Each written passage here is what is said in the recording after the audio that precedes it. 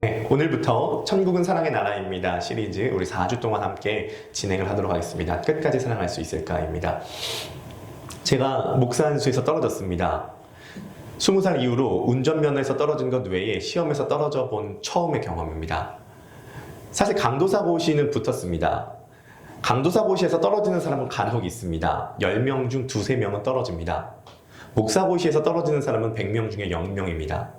목사고시에서 떨어진 사람은 아무도 없습니다. 다 붙습니다. 100% 붙습니다. 한 명도 안 떨어집니다. 모든 동기 중에 떨어진 유일한 한 사람이 있으니 그게 바로 저입니다. 네, 저는 매우 특별한 케이스가 되었다고 생각이 드는데요. 처음에는 당황스럽고 속상하기도 하고 또 원망스럽기도 했습니다. 그런데 이번에 목사고시에서 떨어진 것, 목사 안수에서 떨어진 것은 저에게 매우 중요한 계기가 되었습니다. 그 계기가 뭐냐면 저 스스로 이런 질문을 해보게 된 거죠. 나는 과연 목사로서 자격이 있나? 라는 질문, 이 본질적인 질문을 해보게 되었습니다. 신학교에 입학하고 졸업할 수 있습니다. 학위를 딸 수 있습니다. 강도사 고시 치고 목사 고시 치고 참고로 시험도 잘 봤습니다. 목사 고시 시험도 잘 봤습니다. 근데 떨어졌거든요. 잘 볼 수 있습니다. 신학교에서요, 제가요 설교 실습 같은 거 할 때요, 모든 교수님이 저한테 칭찬하셨을까요? 안 하셨을까요? 너 같은 애는 처음 본다. 너는 진짜 이거는 잘한다. 이거 정말 칭찬 많이 받았습니다. 모든 교수님, 너 같은 애 처음 본다. 이런 얘기를 많이 들었습니다. 그래서 저는 제가 진짜 잘하는 줄 알았습니다. 목사로서 자격이 충분하다고 생각을 했습니다. 그런데요, 제가 이번에 목사고시를 떨어지면서 본질적인 질문을 한번 해보게 되는데, 내가 목사로서 자격이 있나? 라는 물음이었습니다. 그러면 그 기준이 있어야 되잖아요. 목사로서 자격이 있느냐 없느냐 기준이 있어야 되잖아요. 그 기준이 뭐냐면 나는 어제보다 오늘 주님 더 사랑하고 어제보다 오늘 더 영혼을 사랑하는가? 라는 질문이었습니다. 나는 사람을 더 사랑하는가? 내 안에 영혼에 대한 사랑이 있는가? 하는 질문이었습니다. 그리고 저는요, 사역자가 좀 솔직하고 담백해야 된다고 생각합니다. 좀 담백해야 돼요. 제가 이 질문에 대한 나름의 대답을 내리게 되었습니다. 그게 뭐냐면 제 안에 사람에 대한 사랑이 없다는 결론이었습니다. 이건 심각합니다. 이건 매우 심각한 질문에 대한 대답이었어요. 물론 제가 여태까지 전도사 사역을 하고 강도사 사역을 하면서 우리 초등부 어린이들, 중고등부 청소년들, 그리고 청년들, 어른들을 만났습니다. 제가 그 친구들을 아주 사랑하지 않았다라고는 볼 수 없어요. 사랑을 하긴 했어요. 신방도 가고요, 상담도 해주고요, 설교도 해주고요, 밥도 많이 사주고요, 시간도 보내줬습니다. 사랑을 안 했다라고 볼 수는 없는데요, 그렇다고 해서 그렇게 사랑한 것도 아니었어요. 행동하지 않는 건 사랑이 아닙니다. 추운 사람에게는 옷을 줘야 되고 배고픈 사람에게는 밥을 줘야 돼요. 그게 야고보서의 가르침입니다. 그런데 행동하지 않는 사랑은 사랑이 아닌데요, 행동한다라고 해서 꼭 사랑한다는 건 아닐 수가 있습니다. 제가 깨닫게 된 게 뭐냐면요, 목사라고 하는 직업과 가장 가까운 직군이 있다는 걸 깨닫게 되었습니다. 좀 죄송한 말씀이지만 조금 오버스럽지만 목사와 가장 가까운 직군에 있는 직군은 사기꾼입니다. 동일한 지점이 있습니다. 말을 잘합니다. 그러면 사기꾼과 목사의 가장 큰 분별점이 어디냐? 신학교를 나올 수 있고 학위를 받을 수 있고 공부를 할 수 있지만 가장 큰 분별점은 그 안에 사랑이 있느냐 없느냐에 대한 문제입니다. 만약에 사역지 안에 사랑이 없으면 말을 잘하는데 사랑이 없다? 사도 바울은 고린도 전서 13장에서 그것을 뭐라 그러냐면 울리는 꽹과리라고 했습니다. 울리는 꽹과리가 뭐죠? 엄청 시끄러운 거죠. 근데 고린도전서 13장에 나오는 울리는 꽹과리는 단순히 시끄러운 것만 의미하는 것이 아닙니다.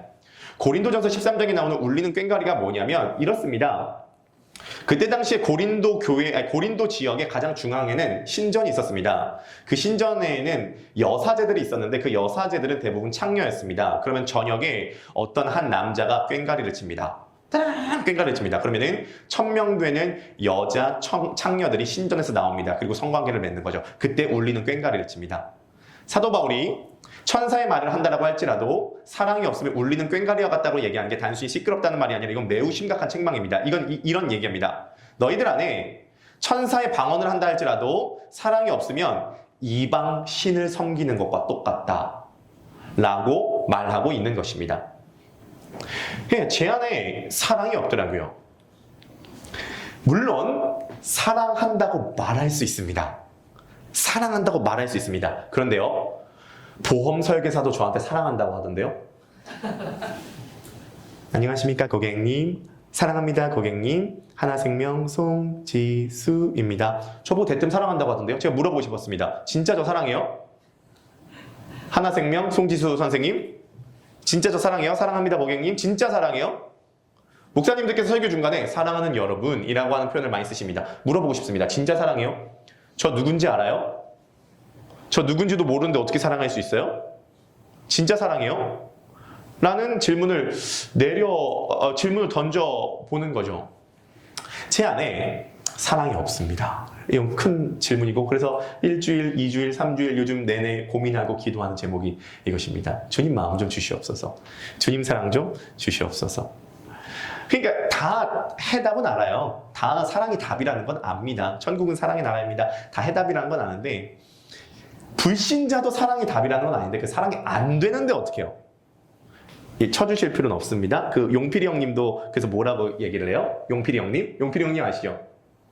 네, 조용필 형님. 그 불신자잖아요. 그게 뭐래요? 내 작은 지혜로는 알 수가 없네. 내가 아는 건 살아가는 방법뿐이야. 보다 많은 실패와 고뇌의 시간을 비껴갈 수 없다는 걸 우린 깨달았네. 이제 그 해답이 사랑이라면 나는 이 세상 모든 것들을 사랑하겠네. 사랑의 해답이라는 것을 조용필 형님도 알더라고요. 불신자도 다 알아요. 근데 안 되는 걸 어떻게 하냐고요. 요번에 주제가 뭐냐면요. 천국은 사랑의 나라입니다. 부제. 내 안에 사랑 없다. 이게 부제예요. 이유가 있습니다. 천국은 사랑의 나라입니다 라고 하는 이 제목은요. 사실 조나단 에드워즈라고 하는 미국의 청교도 신학자가 쓴 책 제목을 따왔는데요. 그 책 안에 보면요. 이 세상에는 세 종류의 나라가 있습니다. 첫 번째 천국, 두 번째 지옥, 세 번째 이 세상입니다. 천국의 특징 말씀드리도록 하겠습니다. 거기는 사랑밖에 없는 곳입니다. 사랑하지 못하도록 막는 방해 요소는 아무것도 없습니다. 거긴 사랑만 있어요. 완벽하게 사랑스러운 사람들이 완벽하게 사랑하는 곳이 천국입니다. 지옥의 특징, 거긴 미움만 있습니다. 사랑이 들어갈 여지가 1%도 없어요. 거긴 미움밖에 못하는 곳입니다. 미워하고 정죄하고 판단하는 것밖에, 정죄하는 것밖에 못하는 곳이 지옥입니다. 문제는 어딜까요? 이 땅입니다. 이 땅은 어떤 곳일까요? 사랑과 미움이 공존합니다. 사랑과 미움이 공존해요. 그래서 우리가 사랑하는데 뭐가 많냐면 장애물이 많습니다. 사랑에 방해물이 너무 많아요. 그래서 저는 확실하게 깨달은 건 뭐냐면은 이 땅에서 사랑하는 것이 천국 가서 사랑하는 것보다 훨씬 어렵습니다. 여러분, 우린 지금 어려운 작업을 하고 있는 겁니다. 이 땅에서 사랑하는 게 천국에 가서 사랑하는 것보다 훨씬 더 어려워요. 천국은요, 사랑에 대한 방해물이 전혀 없습니다. 우린 사랑이라고 하는 이 레이스를 달려갈 때 맞바람이 너무 많이 쳐요. 앞으로 나아가지 못하고요. 거의 대부분은 지금 뒷걸음을 치고 있을지도 모르겠습니다. 사랑과 미움이 공존하는 곳에서요. 사랑이 해답이라는 건 알아요. 하지만 사랑이 내 안에 없어요. 그래서 그리스도께서 이 땅 가운데 오신 거죠. 그리스도께서 이 땅 가운데 오셔서 우리를 사랑해 주시고 우리를 사랑할 수 있는 존재로 만들어 주시기 위해서. 그래서 그리스도는 어떤 분이냐면 사랑이라고 하는 해답에 이르도록 해주신 해답입니다. 다시 한번요. 그리스도는 사랑이라고 하는 해답에 이르도록 해주시는 해답입니다. 그러면 오늘 본문에서 보면 그리스도께서 이 제자들을 사랑해 주시는 장면이 나오는데 그냥 사랑해 주시는 것이 아니라 사랑의 방해물이 있었습니다. 십자가를 지시기 전날 밤 예수 그리스도께서 다락방에서 제자들과 함께 모이십니다. 다락방에서 제자들과 함께 모이셔서 이제 마지막 말씀을 전해 주시고 또 그들의 발을 씻기시고 그들을 사랑하는 그런 모습이죠. 우리 다락방 모습 한번 사진 좀 띄워주시겠습니까? 네, 십자가를 지시기 전날 밤 예수님은 이 제자들과 함께 다락방에 모이셔서 대화를 나누시고요. 식사를 하시고요. 그리고 발을 씻겨주시는 장면입니다. 너무나도 유명한 장면이죠. 요한복음 13장에 나오는 이 장면입니다. 예수님께서 이 요한복음 13장에서 제자들을 어떻게 사랑해 주셨는지 우리가 가만 관찰을 해볼 필요가 있는데요. 예수님께서 그냥 사랑해 주신 것이 아니라 사랑의 방해물이 분명히 있었습니다. 세 가지로 요약할 수 있는데요. 첫 번째가 고통이었고요. 두 번째가 권력이었고 세 번째가 대상에 대한 문제입니다. 고통, 권력, 대상. 요 세 가지의 방해물로 사랑하기가 참 어려운데요. 이 방해물을 뚫고 예수 그리스도께서 제자들을 사랑해 주셨습니다. 오늘 이 예수 그리스도의 사랑을 보고 배우고 받고 여러분들께서도 사랑받을 뿐만이 아니라 사람을 사랑할 수 있는 존재로 변화되어 가시는, 회복되어 가시는 귀한 시간 되시기를 주님의 이름으로 간절히 축복합니다. 우리 옆에 바라보시면서 한번 인사하실까요? 천국은 사랑의 나라입니다. 그 그리스도의 사랑을 배워가시기를 축복합니다. 아멘. 네, 그럼 이제 첫 번째입니다. 사랑할 때의 방해 요소가 있는데 그 방해 요소의 첫 번째 방해 요소는 고통입니다. 고통. 자, 오늘 본문 1절 말씀 다 함께 읽어보실까요? 오늘 본문 1절입니다. 다 함께 시작. 유월절 전에 예수께서 자기가 세상을 떠나 아버지께로 돌아가실 때가 이른 줄 아시고 세상에 있는 자기 사람들을 사랑하시되 끝까지 사랑하시니라. 아멘. 유월절 전에 예수께서 세상을 떠나 아버지께로 돌아갈 때가 이른 줄 아셨다고 이야기합니다. 세상을 떠나 아버지께로 돌아갈 때라고 했을 때 요한복음에 이 때라고 하는 단어가 참 많이 나오는데요. 이 때는요, 요한복음 전체에서 항상 언제를 가리키냐면 예수 그리스도께서 십자가를 지실 때를 의미합니다. 즉 예수님은 본인이 십자가에서 죽으실 때가 점점 가까이 다가오고 있다는 것을 알고 계셨습니다. 자, 질문 한번 드려볼게요. 예수 그리스도께서 언제 십자가에 못 박히시죠? 네, 6월절인데 지금 이 마가의 다락방 기점으로 언제 십자가에 못 박히시죠? 내일 아침입니다. 내일 아침이요. 예수님은요, 내일 아침에 십자가에 못 박히시게 되는 겁니다. 이 십자가라고 하는 것은 매우 큰 고통이고요. 이 고통이 점점 예수님에게 가까이 다가오고 있다는 것을 예수님은 느끼고 계십니다. 조금 있으면 예수님은 제자들에게 배반을 당할 거고요. 로마 병장들과 유대 민족들에게 잡혀갈 거고요. 불법 재판을 당할 거고요. 주먹질을 당할 거고요. 침뱉음을 당할 거고요. 사형 판정을 받을 거고요. 채찍에 맞을 거고요. 나무를 쥐고 골고다 언덕을 오를 거고요. 거기서 온몸이 발가 벗겨지는 수치를 당할 거고요. 십자가에 손과 발이 못 박히게 될 거고요.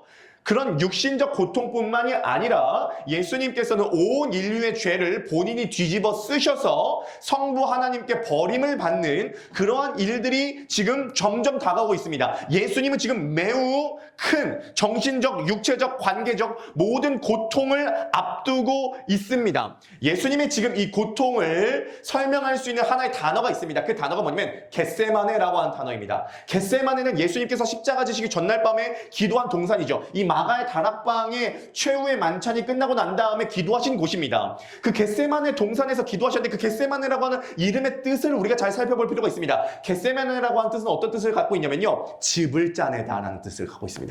즙을 짜내다. 그 겟세마네 동산은 어떤 곳이었냐면 올리브 열매를 착즙을 해서 기름을 짜내는 곳이라고 하는 의미가 겟세마네 동산입니다. 뭐를 의미하죠? 겟세마네라고 하는 말 자체가 예수님의 영적 상태와 인생의 상태를 묘사하고 있습니다. 뭐냐면 예수님은 지금 착즙되고 있습니다.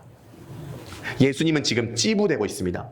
예수님은 고통 가운데 스트레스를 받고 고통 가운데에 매우 지금 눌려 계신 것입니다. 압박받고 있는 것입니다.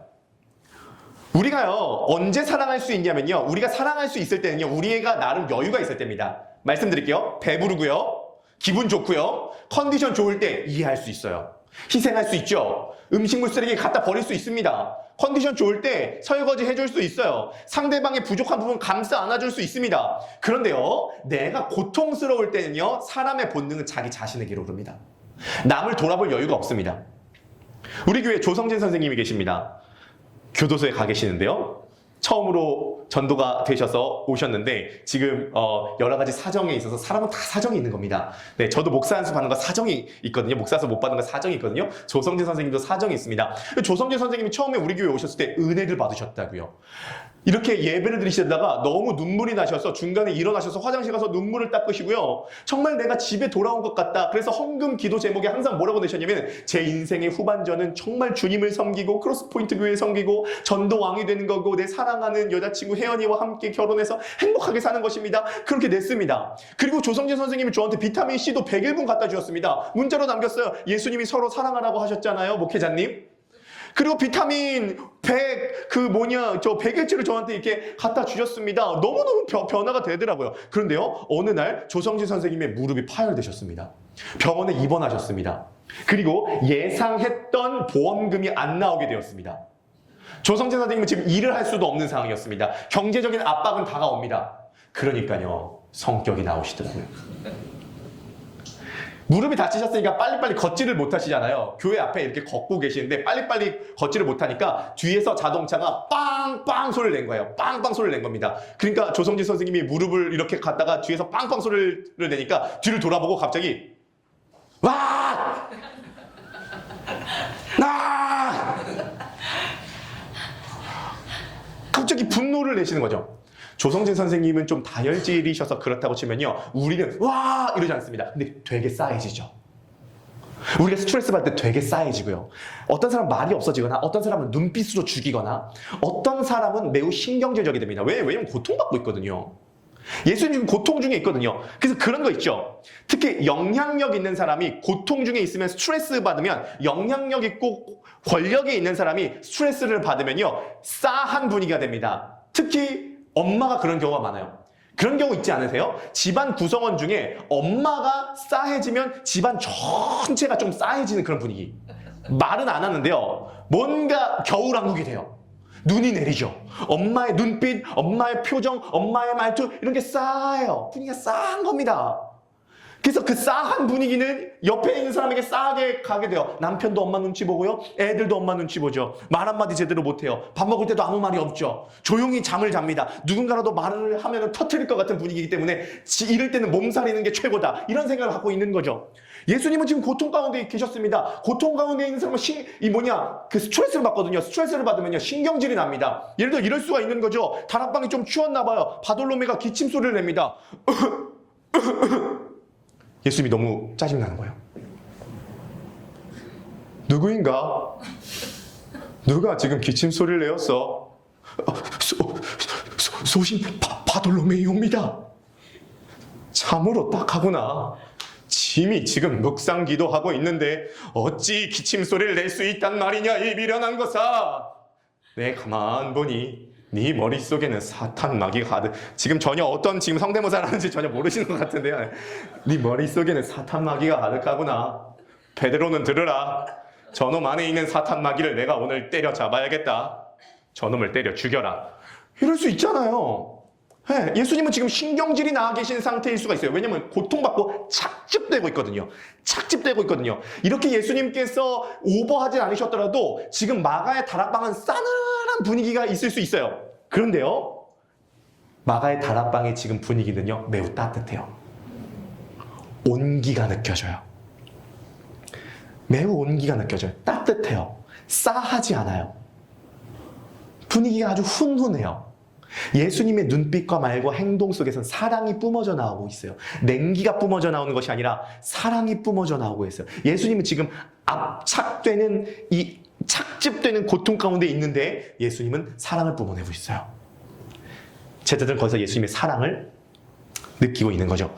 예수님께서는요, 고통 가운데 뭐라고 얘기하시면 세상을 떠날 때가 다 다가온 줄 아시고 세상에 있는 자기 제자들을 사랑하시되 어떻게 사랑하시냐? 끝까지 사랑하셨습니다.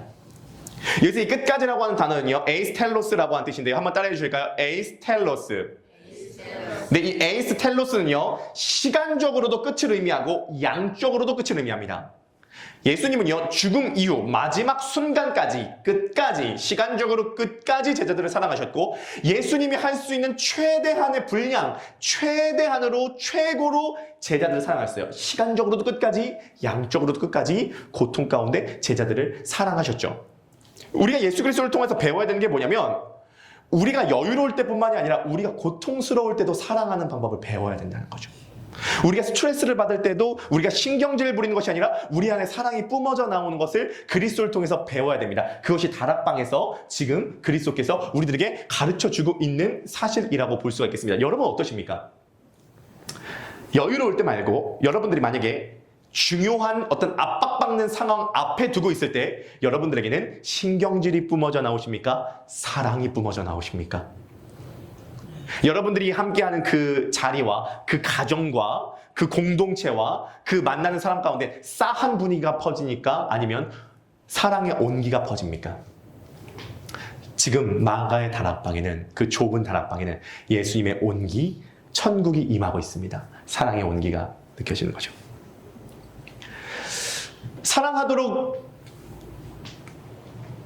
사랑하지 못하도록 방해하는 두 번째 요소는 권력입니다. 권력인데요. 자, 우리 오늘 보면 2절 말씀 한번 들어봐 주실까요? 네. 2절, 3절 한번 읽어보도록 하겠습니다. 2절, 3절 다 함께 시작. 마귀가 벌써 시몬의 아들 가룟유다의 마음에 예수를 하려는 생각을 넣었더라. 저녁 먹는 중 예수는 아버지께서 모든 것을 자기 손에 맡기신 것과 또 자기가 하늘로부터 오셨다가 하늘로 돌아가신 것을 아시고. 네, 아멘. 예수님께서 저녁 먹는 중에 아버지께서 모든 것을 자기 손에 맡기셨다라는 것을 예수님께서 아셨습니다. 자, 그래서 하나님께서는 지금 모든 전권을 예수님께 위임하신 겁니다. 그렇죠? 지금 예수님은 본인이 십자가를 지시기로 선택하면 십자가를 지시면 되고, 십자가를 지시기로 선택하지 않으시면 십자가를 안 지셔도 됩니다. 그 선택것뿐만이 아니라 모든 것을 할 수 있는 전권을 하나님께로부터 위임받으셨고 예수님 그걸 아셨습니다. 예수님은 지금 예수님 마음대로 다 할 수 있습니다. 이걸 다른 말로 두 글자로 뭐라 그러죠? 권력이라 그럽니다. 내가 원하는 대로 다 할 수 있는 것, 이것을 다른 말로 권력이라 그러죠. 권력을 가지면요 반드시 그 권력을 사용합니다. 그 권력을 쓰죠. 그 권력을 자기를 위해서, 자기를 드러내는 수단으로 반드시 그 권력을 씁니다. 만약에 우리 성도님들께 권력이 있으시다면 어떻게 하시겠어요? 이런 생각을 혹시 가지실지 모르겠습니다. 뭐 나는 별 생각 없고 착해서 그렇게 권력 쓸 생각이 없어요 라고 말씀하시는 분은 권력을 가져보지 않으셨을 가능성이 매우 큽니다. 안 가져봐서 하시는 말씀이에요. 안 가져봐서요.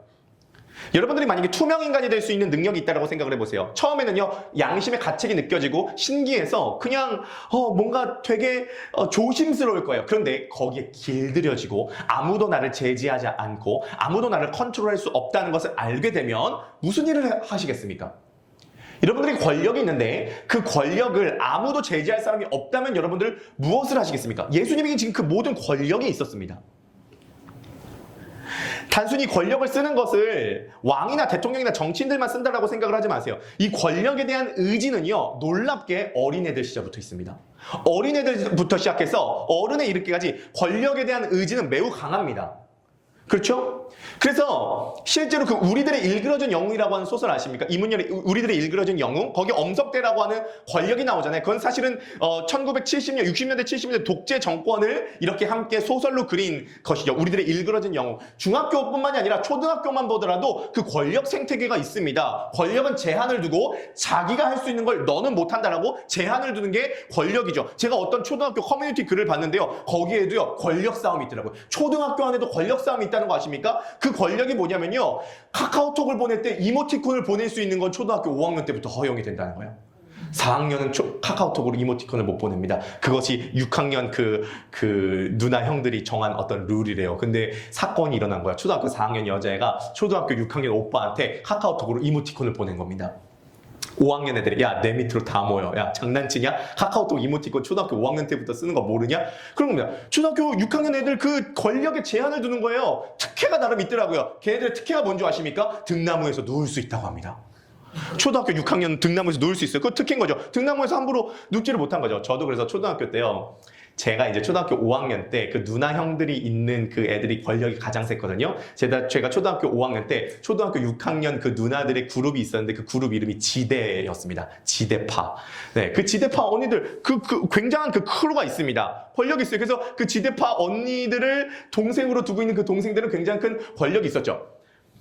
어린애들부터 시작해서 나이가 많은 사람들까지 권력에 대한 의지는 매우 강합니다. 장사 없어요. 그리고 권력은 반드시 사람을 부패시킵니다. 그래서 절대 권력은 절대 부패한다는 말이 있는 거죠. 이것에 대해서 20세기 가장 위대한 판타지 소설이 뭐냐면 절대 권력 앞에서는 다 무너진다라고 쓰여진 판타지 소설이 뭐냐면 반지의 제왕입니다. 이 반지의 제왕에서 반지가 의미하는 게 뭐냐면 절대 권력을 상징하는 거거든요. 다 넘어갑니다. 그리고 반지 끼면 투명인간이 되고요. 반지를 끼면 모든 것을 다 통솔할 수 있는 능력이 생깁니다. 다 넘어갑니다. 반지 앞에서는 다 넘어갑니다. 권력이 있는 사람 앞에서는 다 넘어갑니다. 예수님에게도 지금 권력이 권력이 있으셨습니다. 모든 것을 다 하실 수 있는 권력이 있으셨습니다. 이렇게 할 수 있지 않으셨을까요? 예수님께서 야 베드로 헤롯 왕 빨리 들어오라 그래. 국토부 장관이랑 같이. 예 주님 무슨 일이시옵니까? 어인일로 소신을 찾으셨는지요? 야, 헤롯 오랜만이야? 우리 동네 그 나사렛에 회당 하나 지을 수 있지 크게 보도블록 새로 깔고.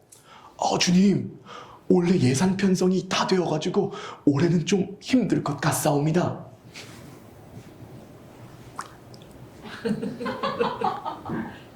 야, 내 지금 부탁하는 거로 보이지? 응? 부탁하는 거로 보여? 야, 네가 잘나서 그 자리에 있는 줄 알아? 너 대신할 사람 많아. 진짜 눈치를 못 채네. 주여 죄송합니다. 바로 실행하겠습니다. 야 요한 대제사장 들어오라 그래. 인사수석이랑 같이. 주님 어인일로 저를 찾으셨는지요? 야 오랜만이다 제사장. 그 상해드린 공회의원에 자리 하나 내줄 수 있지? 4급짜리로 공무원. 우리 조카 좀 꿀게. 주여 반발이 만만치 않을 것이옵니다. 야, 그 반발 막으라고 내가 그 자리 너 올려준 거 아니야.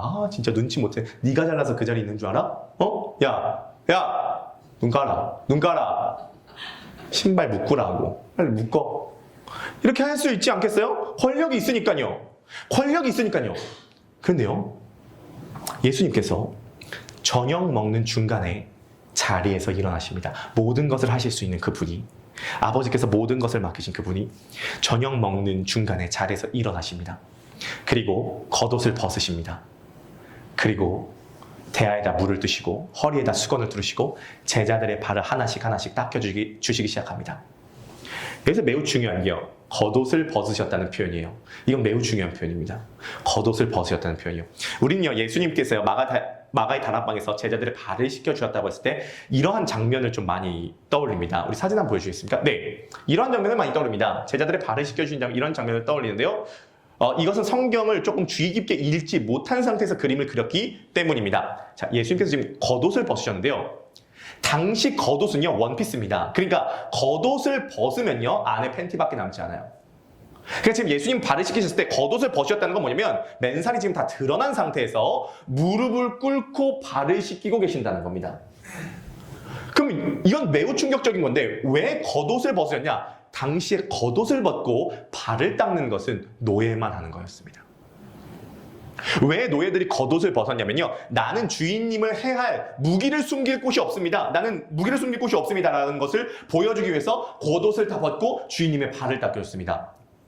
예수님은 지금 아버지께서 모든 것을 다 맡기신 권력이 있는 상태에서 자리에서 일어나셔서 겉옷을 벗으시고 대야에 물을 떠와서 제자들의 더러운 발을 하나씩 씻겨주시기를 시작을 하십니다. 이 장면은 매우 소박합니다. 예수님은요, 콜로세움에, 로마의 심장부라고 할 수 있는 콜로세움에 이벤트나 퍼레이드를 지금 하고 있지 않습니다. 권력이 있는 권력자들은요, 항상 중요한 날에 메인데이에 그 권력을 과시하고 보여줍니다. 북한의 태양절을 한번 생각을 해보세요. 김일성의 생일인 북한의 태양절에는 어떻게 하죠? 사람들이 함께 모여가지고 이거 과시합니다. 보여줍니다. 북한에 어떤 무기가 있는지 퍼레이드를 하고 우리나라의 제국의 영광을 보여줍니다. 로마도 마찬가지입니다. 콜로세움에서 제국의 영광을 보여주고 황제가 얼마나 위대한 존재인지 보여줍니다. 그런데 우리 다락방 사진을 다시 한번 보여주시겠습니까? 예수 그리스도께서는요, 로마의 심장부인 콜로세움에 온 것이 아니라 유대 변방의 매우 좁은 다락방에서 매우 소박한 물과 대야를 떠서 수건으로 제자들의 발을 씻겨주고 계시는 거죠. 겉옷을 벗으시고요. 지금 이 좁은 다락방에 천국에 임하고 있습니다. 천국은 사랑의 나라예요. 권력을 가지고 노예가 된 거죠. 이것을 한 신학자는 이 하나님의 나라의 특징을 이렇게 표현을 했는데요, 남을 지배하고자 하는 지배의지에 대한 영원한 단념이다. 남을 지배하고자 하는 지배의지에 대한 영원한 단념이다. 네, 남을 지배하고자 하는 지배의지는요, 초등학교 아이부터요 어른까지 모두가 다 있습니다. 남을 지배하고자 하는 지배의지에 대한 영원한 단념은 뭐냐면 권력을 갖고 겉옷을 벗고 무릎을 꿇고 더러운 발을 씻기는 거죠. 이건 우리의 본능과 맞지 않아요. 그래서 자크 엘롤이라고 하는 프랑스 신학자는 뭐라고 얘기를 하냐면, 기독교는 우리의 본능에 맞지 않는 그 무엇이다. 사람을 지배하고 억압하는 것이 아니라 사랑으로 이 모든 걸 굴복시켰죠. 그게 천국의 룰이고 법칙입니다. 그래서 결국 역사는 로마인과 갈릴리인의 전쟁이라고 볼 수 있겠습니다. 로마인은요, 착취하고 억압하고 지배하고 빼앗습니다. 갈릴리인은 낮아지고 섬기고 자기를 부인합니다. 그래서 로마의 토대를 붕괴시켜버리죠. 지금도 이 시대에는 로마와 갈릴리인의 싸움이 지금도 벌어지고 있습니다. 언제나 역사는 로마인이 갈릴리인을 십자가에 못 박습니다. 갈릴리인은 십자가에 못 박혀요. 근데 십자가에 못 박힌 채로 로마의 심장을 해체해버립니다. 사랑으로 굴복시키는 거죠. 예수님은 고통 중에 권력을 갖고 겉옷을 벗으시고 무릎을 꿇으시고 제자들의 발을 하나씩 씻기고 계십니다. 우리 적용 한번 들어봐 주시겠습니까? 처음 적용이요. 네, 우리 1번 한번 읽어보실까요? 준비 시작. 신앙생활을 하는 동안 예수님의 마음으로 누군가를 사랑해 볼 생각이 있습니까? 네, 예수님의 마음으로 누군가를 사랑해 보신 적이 있습니까? 호감 말고요, 잘해주는 것 말고요, 친절 말고요, 예수님의 마음으로요 누군가를 사랑해 보신 적이 있습니까? 고통 가운데 권력을 갖고 발을 닦아 보신 적이 있으십니까? 우리 2번 한번 읽어보실까요? 준비 시작. 여유롭지 못한 상황 가운데 경제적 압박, 스트레스, 피로, 여러분은 보통 어떤 반응을 보이십니까? 여유롭지 않은 상황이 있잖아요. 압박되는 상황, 겟세마네와 같은 상황들이 우리들에게 발생하죠. 그럴 때 여러분들이 어떤 반응을 보이십니까? 겉옷을 벗고 무릎을 꿇고 상대방의 더러운 발을 씻으십니까? 아니면 매우 예민해지십니까? 사랑과 미움이 공존하는 이 땅에 여러분들은 천국을 갖고 오실 것입니까? 아니면 지옥을 갖고 오실 것입니까? 이 좁은 마가의 다락방에 하나님의 나라, 천국이 임하고 있습니다. 왜냐하면 천국은 사랑의 나라거든요. 예수님은요, 고통 중에 권력을 갖고 제자들을 사랑하고 계시죠. 끝까지 사랑하고 계십니다. 제자들을 사랑하시되 끝까지 사랑하고 계시죠. 시간적으로, 양적으로, 최후까지 사랑하고 계십니다. 자, 마지막 세 번째, 사랑의 방해의 가장 큰 세 번째 방해물인데요. 그게 뭐냐면 사랑의 대상입니다. 사랑의 대상이에요. 왜 사랑의 대상이 가장 큰 사랑의 방해물이냐면 천국은요, 사랑의 대상이 사랑스럽습니다. 사랑스러운 사람은 사랑하기가 쉽죠. 근데 이 땅에서의 문제가 뭐냐면 대상의 문제인데 사랑스럽지가 않습니다. 사랑받을 자격이 없는 사람입니다. 사랑스럽지가 않은 사람을 사랑해야 되는 것이 오늘날 이 땅에서의 사랑의 가장 큰 방해물이라고 할 수가 있겠습니다. 그러면 사랑스럽지 않은 사람의 특징이 뭐냐면 사랑을 받을 때 적절한 반응을 하지 않습니다. 자, 지금 예수님께서는 무릎을 꿇고 제자들의 발을 한 명씩 한 명씩 닦여주고 계십니다. 자, 그러면 우리도 사랑해 줄 수 있죠? 우리도 마음 착해요. 우리도요, 사랑해 줄 수 있어요. 그러면 우리가 사랑을 해줄 때 기대하는 건 뭐죠? 사랑을 줬으면 뭘 기대하죠? 반응을 기대하죠. 근데 지금 제자들은요, 적절하게 반응을 하지 못해요. 베드로는요, 답답한 소리만 하고 있습니다. 주여, 무슨 일을 하십니까? 지금은 너가 내가 하는 일을 모를 것이다. 답답한 소리만 하고 있습니다. 제자들은 당황하고 있어요. 그리고요, 가룟 유다는 발을 씻겨줄 때 예수님을 배신해서 어떻게 팔 생각만 하고 있죠. 그렇습니다. 밥을 해줬으면, 요리를 해줬으면 먹고 반응이 있어야 될 거 아니에요. 맛있다. 반응이 있어야 될 거 아니에요. 옷을 사줬으면 옷을 사주고 난 다음에 반응이 있어야 될 것 아니에요. 함께 뭔가 그 사람에게 사랑을 주고 어떤 멘트를 해줬으면 기대하는 반응이 있잖아요. 근데 이 대상의 문제가 뭐냐면, 이 땅의 대상의 문제가 뭐냐면 내가 원하는 반응을 안 줘. 그래서 우린 지치죠. 관계 가운데 지치는 이유가 뭐냐면 대상에 대한 반응이 내 예상과 다르기 때문입니다. 지난주 금요일이었습니다. 금요 예배가 끝나고요, 연희 사모가 저한테 왔습니다. 그리고 얘기를 하는 거예요. 강도사님, 고민이 너무 많아요. 저는요, 태어나면서요, 지금까지요, 뭔가 해보고 싶은 게 없었어요. 열정이 안 생겨요. 어떻게 하면 좋죠? 해보고 싶은 마음이 안 들어요. 연희 사모의 마음속의 말은 이것이었습니다. 강도사님, 저도 열정적이고 싶어요. 저도요, 뭔가 해보고 싶어요. 저도 주님 더 사랑하고 성도님 더 사랑하고 복음 전파에 열정을 불태우고 싶어요. 근데 그게 안 돼요. 근데 그렇게 되고 싶어요. 강도사님, 용기가 필요해요. 힘이 필요해요. 라고 하는 격려와 용기를 받고 싶어서 그 멘트를 한 거였겠죠. 근데 이제 문제가 뭐였냐면 각자의 사정이 있는데 저도 금요 예배 끝나고 나니까 좀 피곤하더라고요. 피곤할 때는 항상 사람이 지밖에 몰라요. 그래가지고 연애에서 뭐 그렇게 얘기를 했는데 용기를 줘야 되는데 끝나고 나서 저한테 이렇게 얘기했습니다. 심각하게 말한 건 아니고 조금 약간 장난기 있지만 하지만 좀 진지하게 받아들일 수 있는 이런 말을 하는 거예요. 나는 그런 연이랑 이미 결혼을 해버렸네? 어떡하지? 여러분, 눈이 와서 겨울왕국이 되는 게 절대 아닙니다. 눈이 와서 겨울왕국이 되는 것이 아니에요. 그 멘트를 듣는데요, 진짜 연애에서 뭔가 뒤로 돌더라고요. 그리고 2시간 동안 그 음성을 들을 수 없었죠. 한마디도 들을 수 없습니다. 겨울왕국이 싹 찾아왔어요. 네. 집안에 겨울왕국이 찾아왔어요. 그것을 이제 푸는데 시간이 굉장히 오래 걸렸습니다. 내 마음이 그런 마음이 아니었고 이러면서 막 여러 가지 안 풀리더라고요. 그래서 그래도 이렇게 하다 보니까 풀더라고요. 원하는 반응이 안 나올 때 우린 실망하죠. 이번 주에 눈이 많이 왔잖아요. 아침에 차를 타고 출근하는데 연인님한테 그렇게 얘기를 했습니다. 야, 눈이 너무 많이 왔다. 너무 아름답다. 전 좀 인문학적인 얘기를 하고 싶어서 이런 얘기를 꺼냈죠. 고 이현영 박사님이 뭐라 그러냐면 밤사이 내린 눈을 아름다운 쿠데타라고 얘기를 했어. 저는 이런 반응이 나올 줄 알았습니다. 야, 표현 죽인다. 어떻게 쿠데타가 아름다울 수 있지? 하루아침에 세상을 아름답게 바꿨다는 그런 뜻인가? 야, 진짜 문학적인 표현 죽인다. 눈 온 거 죽인다. 이런 반응을 나올 줄 알았습니다. 근데 연희 사모가 제 얘기를 듣고 눈 싫어. 나이도 먹었나 봐. 눈 싫어. 그런 얘기를 하는 거죠. 그래서 저는 그 얘기를 듣고 연희사모는 나중에 듣니까 몰라서 그랬대요. 그 내용이 뭔지 몰라서요. 각자 사정이 있는 거죠. 그래서 저는 먼 산만 쳐다보고 가게 되었습니다. 우리가 어떤 말을 할 때는요, 반드시 상대방에게 요구하는 반응이 있습니다. 그렇죠? 내가 이런 말을 해주고 내가 이런 사랑을 베풀어주고 내가 너에게 발을 닦여줬으면 내가 권력 갖고 내가 고통 중에 있는데 내가 겉옷도 벗었다 임마, 내가 무릎도 꿇었다 임마, 내가 너의 더러운 그 냄새나는 꼬랑내 나는 발을 내가 이렇게 씻겨줬다 임마, 그러면은 너가 좀 이런 반응을 보여줘야 되는데 한 놈은 배신할 생각하고 있고 한 놈은 답답한 소리 있고 나머지는 다 아무런 적절한 반응을 보이지 않고 있는 것입니다. 그러니까 적절한 반응을 보여주지 않는 대상 앞에서 예수님께서 지금 답답해 하실 수 있는 거죠. 그럼에도 불구하고 예수님은 제자들을 사랑하시되 끝까지 사랑하셨어요. 반응이 적절하지 않는 대상들을 보고 끝까지 사랑하셨어요. 제자들이요, 반응이 적절하지 않는 이유가 있습니다.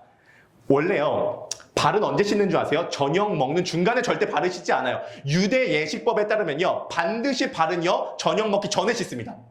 근데 저녁 먹기 전에 아무도 발을 씻겨주지 않았어요. 특히 제자가 스승님이 발을 씻겨줘야 될 거 아니에요. 예수님이 발을 씻겨줘야 되는데 저녁 먹기 전에 아무도 발을 씻지 않았어요. 왜 그러죠? 사건이 있었습니다.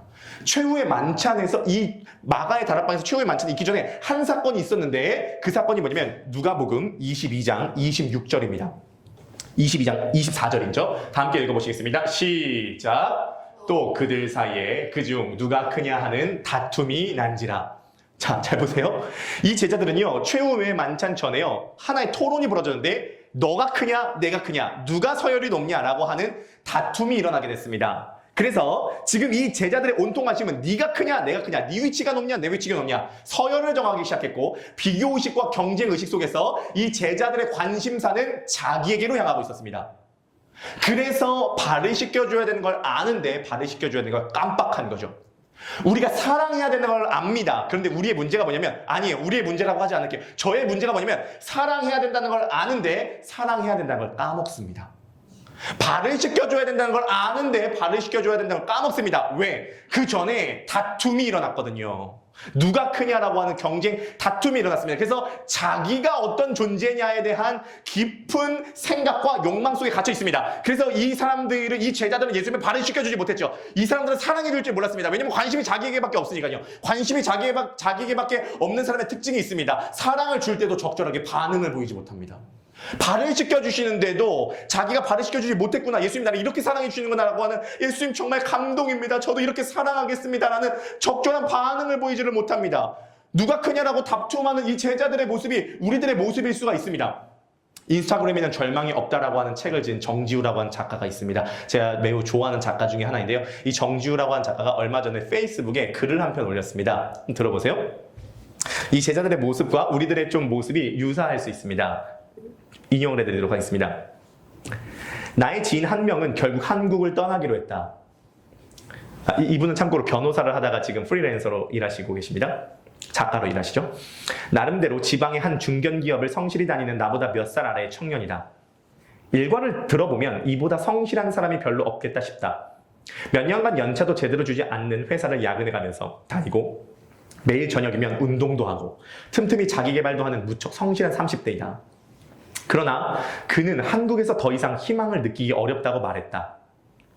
회사의 상사들을 보면 자기의 미래가 보이는데 그것이 자기의 삶이 될 거라 생각하면 어딘지 우울감을 참기 힘들다고 했다. 끝없이 일만 하고 가족 뒷바라지를 하며 아파트 빚을 갚느라 허덕이고 점점 시들어가기만 하는 그런 삶을 살고 싶지 않다고 했다. 친구들을 만나면 다들 코인, 주식, 자동차 이야기 같은 것이고 서로 비교하고 서열짓는 문화가 끔찍하다고 했다. 그 속에 무슨 희망을 느껴야 할지 모르겠다고 했다. 나는 해외로 나가면 괜찮을 것 같냐고 물었다. 그는 해외에는 조금 더 일찍 자리를 잡은 형제가 있는데 나가면 도와주기로 했다고 말했다. 해외에 가서 무슨 일이든 하면서 최소한의 돈을 벌고 새로운 경험을 하면서 새로운 꿈을 꾸고 싶다고 했다.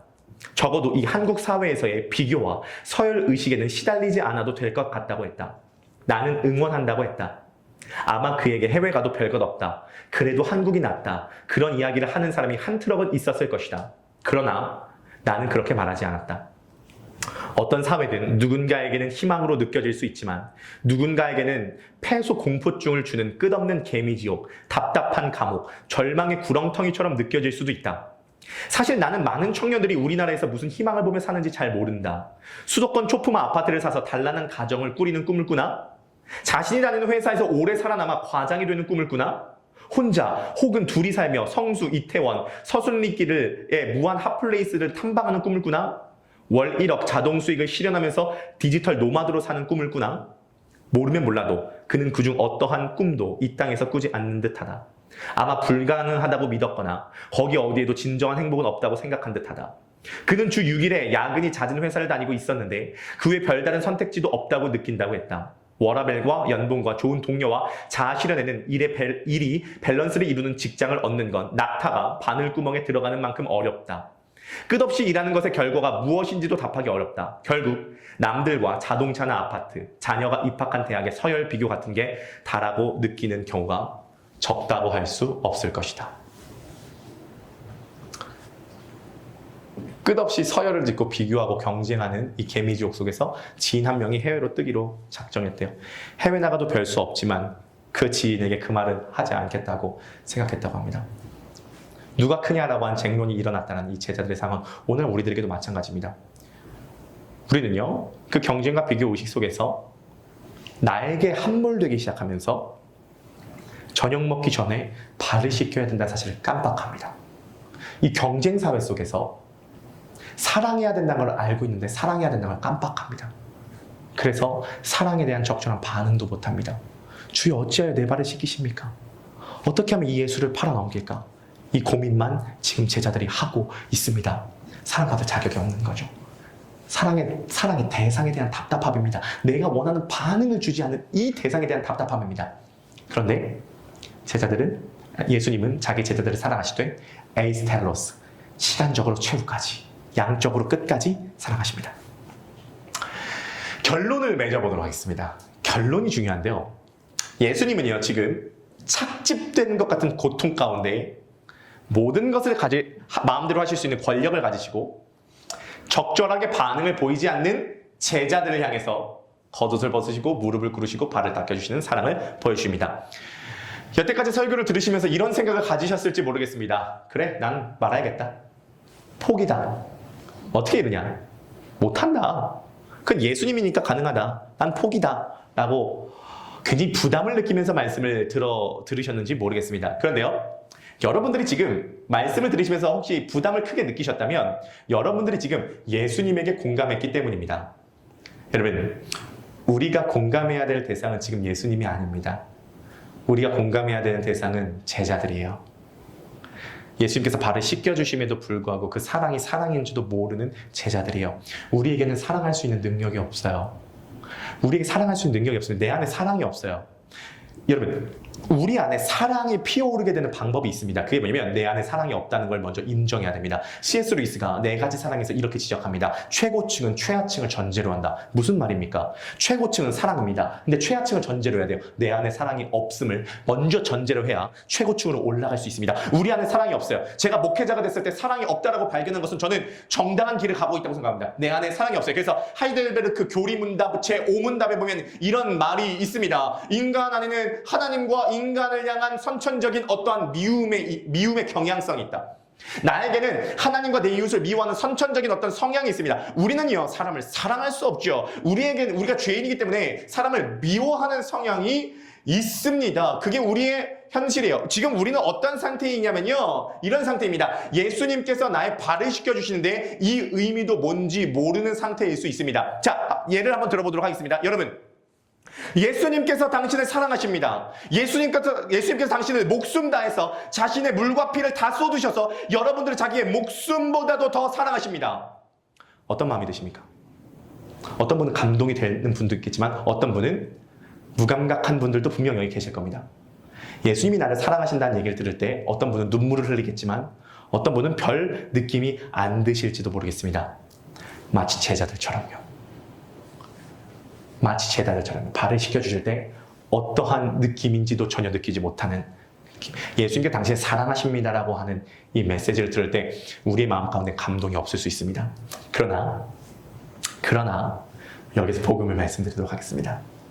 내가 예수님의 사랑을 깨닫지 못해도 예수님의 사랑에 대한 적절한 반응을 보이지 못해도 그래도 예수님은 당신을 끝까지 사랑하십니다. 내가 예수님의 사랑을 진하게 느껴도 느끼지 못해도 예수님은 끝까지 나를 사랑하십니다. 그래서 예수님께서 베드로에게 이렇게 말씀하십니다. 내가 너에게 하는 이것을 너가 지금은 모르지만 후에는 알리라. 오늘 예수님께서 우리들에게 이렇게 말씀하십니다. 내가 너를 사랑하는 것을 너가 지금은 모르지만 후에는 알리라. 예수님이 나를 정말로 진정으로 사랑하셨다는 것을 후에는 알게 될 것입니다. 저는 바라기는 천국은 사랑의 나라입니다라고 하는 이 시즌, 이 2024년도 이 말씀을 나눌 때 예수님이 나를 진짜 사랑하시는구나. 예수님께서 무릎을 꿇으시고 내 발을 닦아주고 계시는구나. 그분의 사랑의 손길이 나를 터치하고 계시는구나. 이 사랑을 경험하고 예수님에게 적절한 반응을 보이실 수 있는 저와 여러분 되시기를 주님의 이름으로 축복합니다. 그럴 때 여러분은 고통 가운데 사랑받을 자격이 없는 사람을 향해서 사랑할 수 있는 능력이 조금씩 그때나마 피어오르게 될 것입니다. 순서를 먼저 기억하세요. 예수님의 사랑은 여러분들이 느끼지 못해도 끝까지 갈 겁니다. 그런 저와 여러분 되시기를 주님의 이름으로 간절히 축복합니다.